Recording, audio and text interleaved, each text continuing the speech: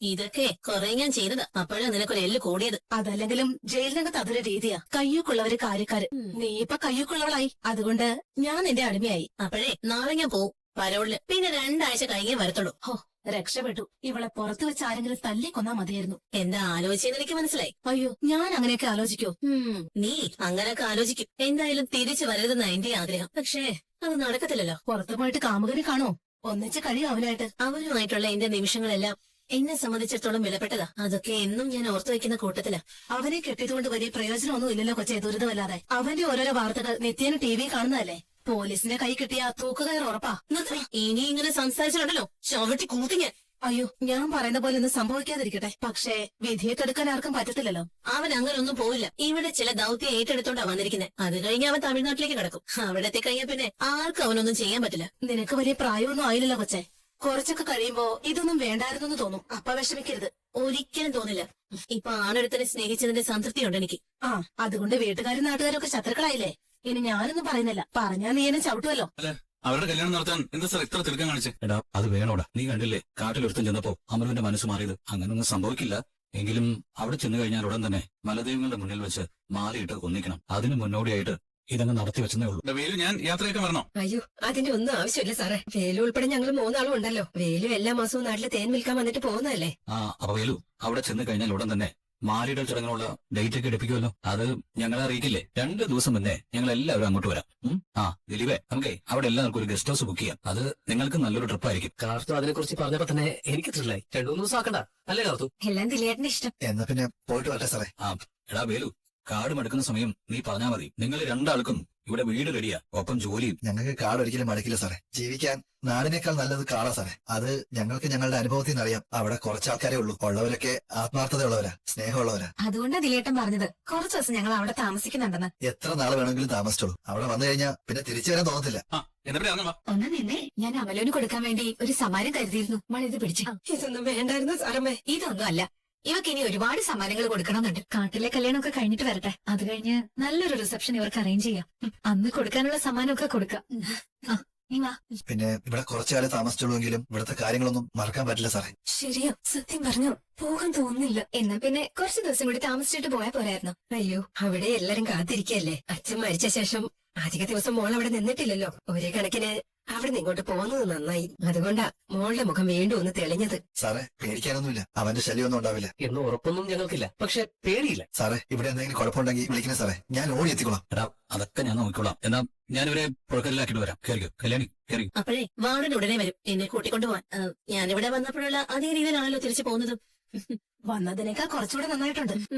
അത് കേൾക്കുന്നതാ എന്റെ സന്തോഷം. എന്നെ ഗംഗ കാണുമ്പോ ഞാൻ മോശമായിന്ന് പറയരുത്. നീ വന്നതിന് ശേഷം മോശമായത് ഞാനല്ലേ. പിന്നെ 14 ദിവസത്തെ പരോളാ. എന്നെ തല്ലിത് റിപ്പോർട്ട് ചെയ്തെങ്കിൽ കൊച്ചിന് പരോള് കിട്ടത്തില്ലായിരുന്നു. എന്നാ റിപ്പോർട്ട് ചെയ്യാൻ മേലായിരുന്നോ? എങ്കിൽ പരോള് കിട്ടാത്തതിന്റെ ദേഷ്യം കൂടെ നിന്റെ മേലെ തീർത്തന്നെ ഞാൻ. എന്താണ് ഇത് ചിരിക്കാൻ? അതിനുവേണ്ടി അത്ര വലിയ തമാശയൊന്നും ഞാൻ പറഞ്ഞില്ലല്ലോ. ഈ ജയിലിൽ വേറെ ചില രീതികൾ കൂടെ ഉണ്ട്. ആരാണോ തലപ്പത്തുള്ളത് അവര് പറയുന്നത് കേട്ട് നമ്മൾ ചിരിച്ചോണം. അവരൊരു വലിയ സംഭവമാണെന്ന് നമ്മൾ വരുത്തി തീർക്കണം. അത് ശരി. അപ്പൊ ഞാൻ വലിയ സംഭവമാണെന്ന് നീ വരുത്തി തീർക്കുവാണല്ലേ? അയ്യോ അല്ല, അത് ജയിലിനകത്തെ രീതിയാണെന്ന് പറയുമായിരുന്നു. നിനക്കെന്താ പരോള്? ഞാനിപ്പോ 4-5 കൊല്ലം ഇതിനകത്ത് കിടക്കല്ലേ. ഇടയ്ക്ക് കുറെ പരോള് കിട്ടി. ഇനിയിപ്പോ വിഷുവിന് തരാന്ന് പറഞ്ഞിട്ടുണ്ട്. അതിന് പോവാണെങ്കിൽ വിഷു കൈനീട്ടം കൊടുക്കാലോ. ആർക്ക്? കെട്ടിയന്റെ ബന്ധുക്കൾക്ക് 1-2 പേർക്ക് വിഷു കൈനീട്ടം കൊടുക്കണം. അവരാ എന്നെ കേസിൽ കുടുക്കിയത്. അപ്പോ വിഷുവായിട്ട് അങ്ങോട്ട് ചെല്ലുവാണെങ്കിൽ വേഷായിട്ട് വിഷു കൈനീട്ടം കൊടുക്കാലോ. ഞാൻ പോകുമ്പോ നിന്റെ ആരെങ്കിലും കാണാനുണ്ടോ? ആരോടെങ്കിലും എന്തെങ്കിലും പറയാനുണ്ടോ? ഒന്നുമില്ല കൊച്ചെ. ആണുങ്ങള് ജയിലിൽ നിന്ന് പുറത്തിറങ്ങിയ ഒന്നുമില്ല. പക്ഷെ പെണ്ണ് ജയിലിൽ കിടന്നിട്ട് പുറത്തിറങ്ങിയ അതോടെ അവളുടെ ജീവിതം തീർന്നു. എനിക്കിപ്പോ ആലോചിക്കാൻ ഒരുപാടുണ്ടല്ലോ അമ്മ. ഞാൻ എന്റെ ജനനത്തെ കുറിച്ചൊക്കെ ആലോചിക്കായിരുന്നു. പ്രസവിച്ചതൊരമ്മ, വളർത്തിയത് വേറൊരമ്മ. അച്ഛനാണെങ്കിലോ അത്യാഗ്രഹം മൂത്ത് നല്ല ഉപദേശങ്ങളൊന്നും എനിക്ക് തന്നിട്ടുമില്ല. വഴി തെറ്റിച്ച വിട്ടത്. പിന്നെ സമ്പത്തിന്റെ നടുക്ക് ജനിച്ചതുകൊണ്ട് അഹങ്കാരമായിരുന്നു എനിക്ക് ഒരുപാട്. ഒരു കണക്കിന് ഇങ്ങനെയൊക്കെ സംഭവിച്ചത് നന്നായി. അല്ലെങ്കിൽ ഞാൻ ഇതിലും വലിയ പ്രശ്നക്കാരിയായി പോയേനെ. കിരണായിരുന്നു എന്റെ ഹസ്ബൻഡ് എങ്കിൽ ഞാൻ പിന്നെ താഴേക്ക് നോക്കില്ലായിരുന്നു. ഇപ്പൊ ജീവിതാനുഭവങ്ങൾ ഒരുപാടായി. ഇനിയിപ്പോ അവനെ എനിക്ക് കിട്ടുവാണെങ്കിൽ ഞാൻ അങ്ങേയറ്റ അനുസരണയുള്ള ഒരു ഭാര്യയായിരിക്കും. അമ്മയ്ക്ക് വേദന ഉണ്ടല്ലേ, കുറ്റബോധം ഉണ്ടല്ലേ. അമ്മ എന്നെ അനുകൂലിക്കണമെന്നും എനിക്ക് കിരണിനെ നേടിത്തരാൻ വേണ്ടി ശ്രമിക്കണമെന്നും ഞാൻ പറയുന്നില്ല. എന്നാ എന്റെ മനസ്സിൽ എന്താന്ന് അമ്മ മറ്റുള്ളവരെ അറിയിക്കരുത്. അത് മാത്രമേ ഞാൻ അമ്മയോട് ആവശ്യപ്പെടുന്നുള്ളൂ. പറയരുത് കല്യാണി പാവമാണെന്ന് എന്നോട് പറയരുത്. അതെനിക്ക് കേൾക്കണ്ടെന്ന് ഞാൻ പറഞ്ഞതല്ലേ. പിന്നെ ആരാ ഭയങ്കരി? ഞാനോ? ഞാനാണോന്ന്? കല്യാണി പാവമാണെന്ന് എന്നാ അവളോട് പോയി എല്ലാം പറഞ്ഞോ. എന്നിട്ട് ഞാനുമായിട്ടുള്ള ബന്ധം കളഞ്ഞിട്ട് പോയിക്കോ. എന്നെ മോളെ കരുതാൻ എനിക്കൊരമ്മയുണ്ട്. ഞാൻ എന്റെ അമ്മയാണെന്ന് വിശ്വസിച്ചിരുന്ന ഒരു അമ്മ. ആ അമ്മയ്ക്ക് നിങ്ങളെ ഞാൻ വിട്ടിട്ട് പോയിന്ന് അറിഞ്ഞാ വലിയ സന്തോഷമായിരിക്കും. ഞാൻ ഇന്നേ വരെ എന്നെ പ്രസവിച്ച അമ്മയോട് ഒന്നും ആവശ്യപ്പെട്ടിട്ടില്ല. ഞാൻ ആവശ്യപ്പെടുന്നത് ഒറ്റ കാര്യോ, ഞാൻ എന്റെ മനസ്സിലെ ആഗ്രഹം സാധിച്ചെടുക്കാൻ വേണ്ടി പല വഴിയിലൂടെയും സഞ്ചരിച്ചെന്ന് വരും. ആ നേരത്ത് ആ വഴി മുടക്കാനായിട്ട് അമ്മ ഉണ്ടാവരുത്. എത്ര സങ്കടം ഉള്ളിലുണ്ടെങ്കിലും അത് അടക്കി പിടിച്ച് മൗനമായിട്ട് നിൽക്കണം. അല്ലെങ്കിലും സംസാരിക്കാൻ പറ്റില്ലല്ലോ. പിന്നെ ഭാവപ്രകടനത്തിലൂടെ ആരെ ഒന്നും അറിയിക്കാൻ പാടില്ല. എനിക്ക് ജയിൽ വരെ ഒന്ന് പോണം, എന്റെ അച്ഛനെ ഒന്ന് കാണാൻ. അച്ഛൻ എന്നോട് പലതവണ പറഞ്ഞിട്ടുണ്ട് കല്യാണി ഒഴിവാക്കിയിട്ട് അവളുടെ സ്ഥാനത്ത് എനിക്ക് കയറി പറ്റിക്കൂടെയെന്ന്. അന്നൊക്കെ അച്ഛനെ ഞാൻ ഒരുപാട് ഷൗട്ട് ചെയ്തിട്ടുണ്ട്. കാരണം അന്നൊരു ക്രിമിനലിനെ ഒരുപാട് വിശ്വസിച്ചിരുന്ന വ്യക്തിയായിരുന്നല്ലോ ഞാൻ. എന്നാ ഇപ്പോ അതല്ല അവസ്ഥ. അച്ഛന്റെ അത്യാഗ്രഹം കൊണ്ടാ പലതും പറഞ്ഞിട്ടുള്ളത്. എന്നാ ഇപ്പോ അതെനിക്ക് ആവശ്യമാണ്. അതെ, ഇത്രയും നാള് കാർത്തികയുടെ കാര്യത്തിന് വേണ്ടിയാ നമ്മൾ ഓടിക്കൊണ്ടിരുന്നത്. ഇനി നമ്മുടെ കാര്യം നോക്കണ്ടേ? കമ്പനി പോകണ്ടെന്നാ ഞാൻ ഈ ചോദിച്ചത്. അതിനു മുമ്പ് നമുക്ക് നമ്മുടെ വീട്ടിലേക്ക് പോണ്ടേ? കാർത്തികയുടെ വീട്ടിലേക്കൊന്ന് പോയിട്ട് പിന്നെ നമ്മുടെ വീട്ടിലേക്ക് പോവാം. കമ്പനി പിന്നെ ഹരിസാറുണ്ടല്ലോ. ഹരിയേട്ടൻ മാത്രമല്ല, ഇപ്പൊ സരയും ആക്റ്റീവായിട്ടൊക്കെ നിൽക്കുന്നുണ്ട്. പിന്നെ മനോഹറിനെ നമ്മൾ കുഞ്ഞിനെ കൊണ്ടുപോയി കാണിച്ചത് അവളിൽ ചെറിയൊരു ചലനമൊക്കെ ഉണ്ടാക്കിയിട്ടുണ്ട്. എന്നാ അതൊക്കെ ഒന്ന് സോൾവ് ചെയ്തെടുത്തിട്ടുണ്ട്. അവൾക്ക് എന്നോടുള്ള ദേഷ്യം തീർന്നിട്ടില്ല. അതൊക്കെ നമുക്ക് സോൾവ് ചെയ്യാം. പിന്നെ അവളുടെ ഭാഗത്ത് നിന്ന് ചിന്തിക്കുമ്പോൾ അതിലൊരു ശരിയുണ്ട്. നമ്മൾ ഒരിക്കലും ചെയ്യാൻ പാടില്ലാത്ത കാര്യമാണ് ചെയ്തത്. എന്റെ അച്ഛനും അമ്മയൊക്കെ അതിന്റെ പേരിൽ എന്നെ വിമർശിച്ചിട്ടുമുണ്ട്. ഞാൻ സരുവിന് വാക്ക് കൊടുത്തു കഴിഞ്ഞു. ഇനി ഒരു കാരണവശാലും മനോഹറുമായിട്ട് ഒരു ബന്ധവും ഉണ്ടാവില്ലെന്ന്. വേണ്ട, അവന്റെ കത്ത് വരാണെങ്കിലും നമ്മൾ മൈൻഡ് ചെയ്യണ്ട. അതില് എനിക്ക് വിഷമമുണ്ട്. ഒരു പെണ്ണിനും ക്ഷമിക്കാൻ പറ്റാത്ത കാര്യങ്ങളാ അവൻ ചെയ്തത്. അത് മാത്രമല്ല കല്യാണി, ഇവൻ ഇങ്ങനെ ഒന്ന് കുഞ്ഞിനെ കണ്ടാല് കുഞ്ഞിന് മനസ്സിലാവും അവനാണ് അച്ഛനെന്ന്. അത് സറിയോ ആഗ്രഹിക്കുന്നില്ല. അല്ലെങ്കിൽ തന്നെ കുഞ്ഞ് വളർന്നു വരുമ്പോ അതിന്റെ അച്ഛൻ ഒരു ജയിൽ പുള്ളിയാണെന്ന് അറിയുന്നത് അത്ര നല്ല കാര്യമല്ലല്ലോ. കഴിഞ്ഞത് കഴിഞ്ഞു. മനോഹറിന് നമ്മൾ ചെയ്തു കൊടുക്കാവുന്ന കാര്യങ്ങളൊക്കെ ചെയ്തു കൊടുക്കുകയും ചെയ്തു. ഇനി ഞാനായിട്ട് അവനെ കാണാൻ പോവില്ല. പിന്നെ സരിയോന് എന്ത് ആവശ്യമുണ്ടെങ്കിലും കിരണേട്ടൻ ചെയ്തു കൊടുക്കണം. അവൾക്ക് എന്തെങ്കിലും ഒരു അത്യാവശ്യം വന്നു കഴിഞ്ഞാൽ പറയാനും അതൊക്കെ ചെയ്തു കൊടുക്കാനും കിരണേട്ടൻ മാത്രമേ ഉള്ളൂ. ഞാൻ എല്ലാം കണ്ടറിഞ്ഞ് ചെയ്യുന്നുണ്ട്. ഇനിയിപ്പോ പഴയപടി വാശിയിലേക്ക് അവൾ വരാതിരുന്നാൽ മാത്രം മതി. ആ സംഭവത്തിന് ശേഷം ഞങ്ങൾ ഒരുപാട് തിരഞ്ഞു അവനെ എവിടെയും കണ്ടില്ല. എനിക്കും സംശയം തോന്നിയായിരുന്നു. അവൻ കാട്ടിൽ പോയി ചില പ്രശ്നങ്ങൾ ഉണ്ടാക്കിയതിനു ശേഷം നിരന്തരം വാർത്തയിൽ അവന്റെ പേര് വരുമായിരുന്നു. അതിനുശേഷമാ ദിലീപിന്റെ അച്ഛൻ കൊല ചെയ്യപ്പെട്ടത്. അതിനുശേഷം അവൻ ചാനലിൽ ഒരു സ്റ്റാറായിരുന്നു.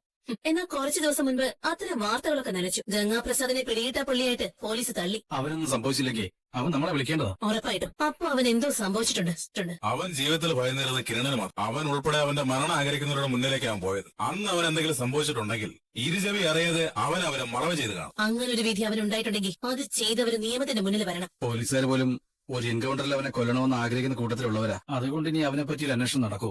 നടത്തണം. അതിന് എത്രയും പെട്ടെന്ന് ഒരു പരാതി കൊടുക്കണം. ആര് കൊടുക്കും? ഞങ്ങൾ പോലീസിന് മുന്നിലേക്ക് ചെന്നാൽ അവർ ഞങ്ങളെ അറസ്റ്റ് ചെയ്ത് ലോക്കപ്പിലാക്കും. ഞാനും ഗംഗയെ ഒന്നിക്കാൻ തീരുമാനിച്ചവരാ. ആ നിലയ്ക്ക് എനിക്കൊരു കേസ് ഫയൽ ചെയ്യാം. അവന്റെ ബന്ധുക്കളെന്നും പറഞ്ഞ് ആരും വരില്ല പരാതി കൊടുക്കാൻ. പക്ഷെ അവൻ എന്ത് സംഭവിച്ചെന്ന് എനിക്ക് അറിഞ്ഞേ പറ്റൂ. പോലീസുകാരനെ സഹായിക്കുമെന്ന് അറിയില്ല സെവി. എന്തായാലും അവനില്ലാത്ത ലോകത്ത് എനിക്ക് പിടിച്ചു നിൽക്കാൻ പറ്റില്ല. അവൻ ജീവനോടെ ഉണ്ടോ ഇല്ലയോ എന്ന് ആദ്യം അറിയണം. ഇല്ലെങ്കിൽ അതിന് കാരണക്കാരായവരെ നശിപ്പിക്കണം. കാർത്തികയുടെയും അവളുടെ അമ്മയുടെയും നാശം ഒതിച്ച് അവൻ ഇത്രയും കാലം ജീവിച്ചത്. എന്നിട്ടിപ്പോ കാർത്തികയുടെ കല്യാണം കഴിഞ്ഞു. അവൾ അടിപൊളിയായിട്ട് ജീവിക്കോ? അതെന്നെ ഇറിറ്റേറ്റ് ആക്കാറുണ്ട്. പരോള് 2 ആഴ്ചത്തേക്കാ. അതിനോടകം ഈ വിഷയത്തിൽ ഒരു തീരുമാനം ഉണ്ടാക്കണം. നിങ്ങളെ ഞാൻ വിളിക്കാം. അതുപോലെ തന്നെ ചെന്നൈയിൽ നിന്ന് മറ്റു ചില പയ്യന്മാരോടും വരാൻ പറഞ്ഞിട്ടുണ്ട്.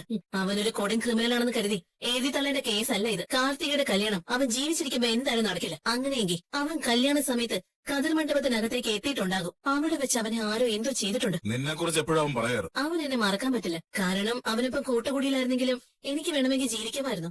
പക്ഷെ അവൻ തെറ്റുകളിൽ നിന്ന് തെറ്റുകളിലേക്ക് പോകുമ്പോഴും അവനെ പോലെ ധൈര്യശാലിയായ ചങ്കുറപ്പുള്ളൊരു പയ്യനെ ഞാൻ എന്റെ ജീവിതത്തിൽ ഇന്നേവരെ കണ്ടിട്ടേയില്ല. അതുകൊണ്ടാ അവനെ എനിക്ക് മറക്കാൻ പറ്റാത്തത്. അവൻ ഈ ലോകത്തില്ലെങ്കിൽ അവനുള്ള ലോകത്തേക്ക് ഞാനും പോകും. പക്ഷെ അതിനു മുമ്പ് അവൻ ജീവിച്ചിരുന്നപ്പോ എന്തൊക്കെ ആഗ്രഹിച്ചോ അതൊക്കെ പൂർത്തിയാക്കാൻ എനിക്ക് കഴിയണം. പരോൾ കഴിഞ്ഞ് ജയിലിലേക്ക് പോയാലും അവിടുന്ന് തിരികെ എത്തുമ്പോ എല്ലാവരും ഞാൻ ടാർഗറ്റ് ചെയ്യും. പ്രത്യേകിച്ച് കാർത്തികയും ഭർത്താവിനെയും അവളുടെ അമ്മയും പിന്നെ കിരണിനെയും കല്യാണിയൊക്കെ.